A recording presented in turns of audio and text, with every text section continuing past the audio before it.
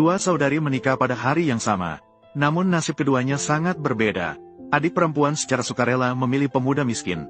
Sementara kakak perempuan menikah dengan seorang perwira yang mengemudikan Mercedes.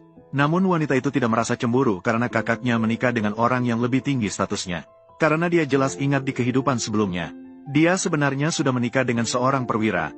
Sayangnya, perwira itu memiliki nasib buruk. Tidak lama setelah menikah, dia mengalami kecelakaan di garis depan. Wanita itu menjadi janda. Hidupnya juga sangat sulit. Sementara kakak yang menikah dengan pemuda miskin justru beruntung. Dia menjadi pedagang kaya dan nyonya kaya di kota. Wanita itu tidak bisa melihat kakaknya hidup lebih baik darinya. Saat itu, ketika tidak ada orang di sekitar, rasa cemburu mendorongnya untuk memilih jalan yang sama. Namun takdir mempermainkan. Keduanya secara tak terduga terlahir kembali pada hari ketika dua menantu melamar. Wanita itu menyadari bahwa dia telah terlahir kembali. Dan ibunya juga seperti dulu. Memaksa membagikan surat nikah si pemuda miskin kepada dirinya yang merupakan anak angkat. Saat itu, adik yang licik langsung mengambil surat nikah. Dia berkata ingin menikahkan kakaknya dengan si pemuda miskin. Tindakan yang tidak biasa ini, seketika membuat wanita itu menyadari bahwa adiknya juga telah terlahir kembali. Ibu selalu memihak kepada putri kandungnya. Memaksa untuk memberikan surat nikah sang perwira kepada adiknya. Dia sendiri adalah seorang perwira. Ayahnya juga adalah pemimpin di militer. Jika kamu menikah dengannya, kamu akan menjadi nyonya perwira. Namun untuk meyakinkan ibunya, adik yang licik itu hanya bisa membuat kebohongan dengan sengaja. Saya sudah meminta Zhang si buta untuk meramal.